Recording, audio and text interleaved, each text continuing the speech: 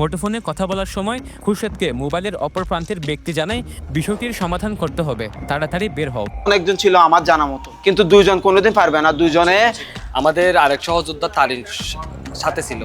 Geo bag থেকে কিছুটা দূরে পানির কাছাকাছি অবস্থান ছিল ছুরিকাহত খুরশেদের। এদের বাহিরেও অন্য আসামি থাকতে পারে আমরা মনে করি। জুলাই যোদ্ধা ও ছাত্রদল নেতা খুরশেদ আলম হত্যাকাণ্ডের পর মাত্র কয়েক ঘন্টার ব্যবধানে কাকা তারেক নামে এক যুবককে আটক করা হয়। পুলিশের পক্ষ থেকে ঘটা করে সংবাদ সম্মেলন ডেকে বলা হয় কাকা তারেক হত্যাকাণ্ডে জড়িত থাকতে পারে, কিন্তু পুলিশের কাছে স্বীকারোক্তি দেয়নি তারেক, দেয়নি আদালতেও। তাকে আটকের কয়েকদিন পেরিয়ে গেলেও এখনও রিমান্ডে নিতে পারেনি পুলিশ। অন্যদিকে একমাত্র সাক্ষী তারিনকে ঘিরে বাড়ছে রহস্য। খুরশেদের সহযোদ্ধারা দাবি তুলছেন তারিন প্রকৃত সত্য গোপন করছেন। ঘটনার পর সম্ভাব্য বিভিন্ন কারণকে সামনে রেখে অনুসন্ধান শুরু করে পেনুয়া নিউজ। পুলিশ উদ্ধার করা ব্যক্তিসহ বিভিন্ন জনের সাথে কথা হয় টিম পেনুয়ার। আমার ফ্রেন্ড যদি আঘাত করতে আসে, তাহলে আমার ফ্রেন্ড হাত দিয়ে হলে হাত নাড়ায় এরা পড়ে যাবে। আমার ফ্রেন্ড ওই রকম। এতে এমন কিছু প্রশ্ন উঠে আসে যার কোনো উত্তর মিলছে না।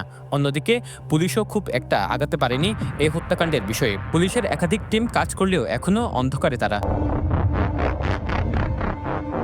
তাই খুরশেদ হত্যাকাণ্ডের রহস্য উদ্ঘাটন নিয়ে বাড়ছে শঙ্কা।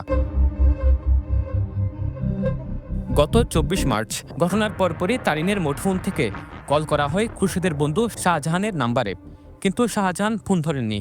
পরে খুরশেদের মুঠোফোন থেকে ফোন দিলে শাহজাহানের সাথে কথা হয় তারিনের কাছ থেকে খুরশেদের উপর হামলার কথা শুনে দৌড়ে গিয়েছিলেন শাহজাহান।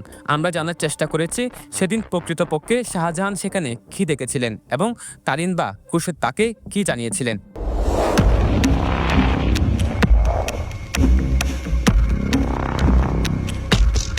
পেনুয়া টিম মুখোমুখি হয় শাহজাহানের। তিনি পেনুয়াকে জানান ঘটনাস্থলে গিয়ে তিনি দেখতে পান সমুদ্র সৈকতের কবিতা চত্বর পয়েন্টে জিও ব্যাগের পাশে দাঁড়িয়ে আছেন তারিন। জিও ব্যাগ থেকে কিছুটা দূরে পানির কাছাকাছি অবস্থান ছিল ছুরিকাহত খুরশেদের। শুরুতে তারিনের কাছে ঘটনা সম্পর্কে জানতে চাইলে তারিন তাকে জানান ঝাউতলার দুজন ছেলে তাকে ছুরিকাঘাত করেছে। তারিনের শরীরে কোনো রক্তের চিহ্ন দেখতে না পাওয়া এবং খুরশেদের কাছ থেকে তারিনের দূরত্বের অবস্থানের কারণে তার সন্দেহ তৈরি হয়। তার দাবি তারিন প্রকৃত সত্য গোপন করছে।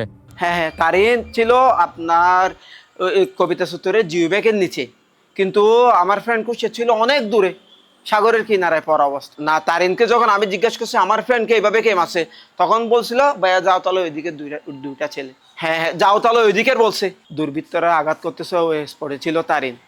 আমার ফ্রেন্ডকে কে কি করছে ওইটা তারিন ছাড়া আর কেউ জানবে না, আর এক উপরে আল্লাহ জানবে। এবার খুরশেদের মায়ের মুখোমুখি হয় পেনুয়া নিউজ। ঘটনার দিন বাড়ি থেকে বের হওয়ার আগে কি হয়েছিল তার বর্ণনা দেন তিনি। মায়ের দাবি ঘটনার দিন বাড়ি থেকে বের হওয়ার আগে বেশ কয়েকটি ফোন আসে খুরশেদের মুঠোফোনে।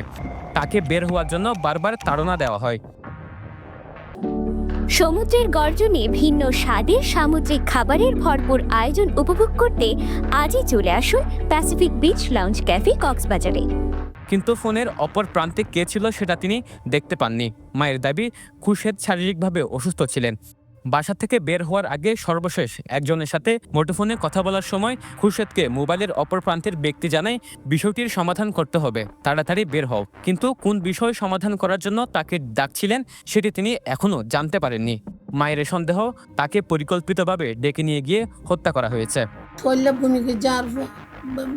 খুরশেদ বুনি করছে, বুমির পর আবার ভাত পানি হাবাই, ওষুধ দ্বারা হাবাই ওর অসুস্থ মানুষ ঘুম গিয়ে ঘুমুত্তু উড়িয়ে আবার জানাজাত গিয়ে জানাজা ফুরে আইয়ারে আবার ঘুম যেতে গিয়ে কল ঘরের কল আইয়ের বেশি প্রচুর কল আইয়ের ফুয়াইয়া হতে দূর আর কেন ঘুম যাইতে এনে অসহ্য কেন ঘরের এন হরের আবার 9টা বাজছে 9টা তুড়ি গঞ্জি টেঞ্জি পরি গড়ি থরি হাতত দিয়ে বাইরে বান্ডার দরজা গিয়ে হনক কল দিয়ে বলে তো খুশত হদের লাইমিয়া এদিকে আসো তো আমাকে একটু জুটুটু ফরাই দাও, অসুস্থদের নিউরি না ফরাই দে।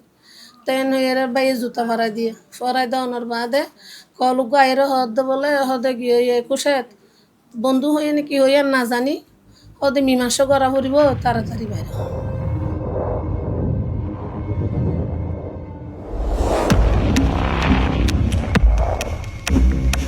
খুরশেদের বন্ধুরা বলছেন ঘটনাস্থলের একমাত্র সাক্ষী তারিন, কিন্তু পুলিশ তাকে নির্দোষ সনদ দিয়ে প্রকৃত ঘটনা আড়াল করছে। তারিনকে জিজ্ঞাসাবাদ করলে প্রকৃত ঘটনা বেরিয়ে আসবে বলে দাবি তাদের। তারা কিন্তু বারবার একটাই কথাই বলে আমাদের তদন্ত এখনো পর্যন্ত চলমান। তাহলে তদন্ত চলমানের মাঝখানে একজন পুলিশ সুপার কেমনে বলতে পারে যে প্রধান সাক্ষী বা প্রধান প্রত্যক্ষদর্শী যার সামঞ্জস্যতা থাকার সর্বোচ্চ সম্ভাবনা আছে সেরকম একটা ব্যক্তিকে সে কিভাবে নির্দোষ হিসেবে দাবি করতে পারে? আমাদের আরেক সহযোদ্ধা তারিন সাথে ছিল। তারিনের বক্তব্য অনুযায়ী বলা হয়েছে তাকে চিন্তা করা হয়েছে প্রথমে, তার কাছে কি আছে এগুলো বাইর করে। তারিন নিজে বলছে যা আছে বাইর করে দে। তাহলে মানি ব্যাগ, হাতের ঘড়ি, মোবাইল তারিনের কাছে কেন?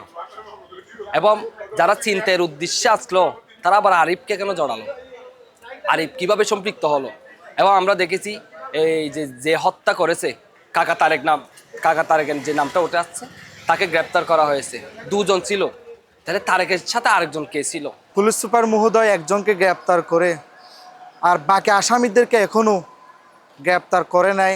আর এরকম কোনো আমরা তৎপর দেখি নাই আসামি গ্রেপ্তার করার জন্য।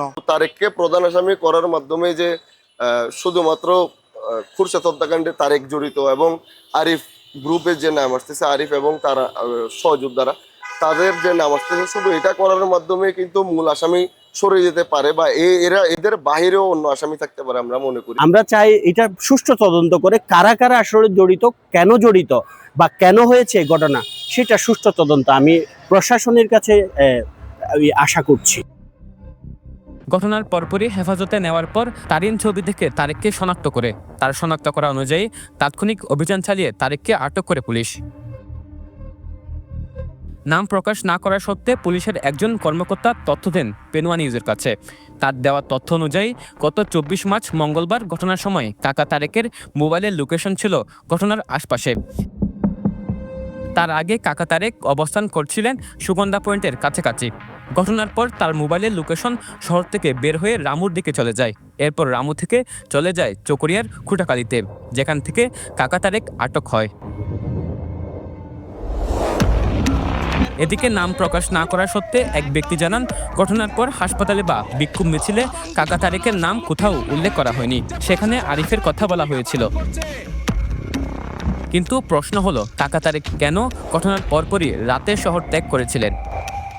তাকে রিমান্ডে নিয়ে জিজ্ঞাসাবাদ করলে গুরুত্বপূর্ণ তথ্য বেরিয়ে আসতে পারে বলে ধারণা তার। এদিকে ঘটনার পর হত্যাকারী নিয়ে তারিন ঘটনাস্থলে বলেছিলেন খুরশেদকে ঝাউতলার দুজন যুবক ছুরিকাঘাত করেছে।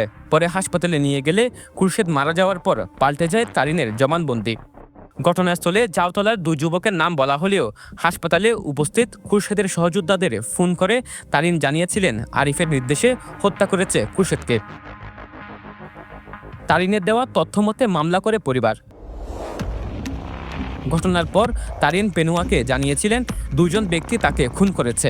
দুজনের কথা বলা হলেও মামলায় নাম উল্লেখ করে আসামি করা হয়েছে 10 জনকে। ফলে বিতর্ক সৃষ্টি হয়েছে সামাজিক যোগাযোগ মাধ্যমে। সরোয়ার সাকিব, পেনুয়া নিউজ।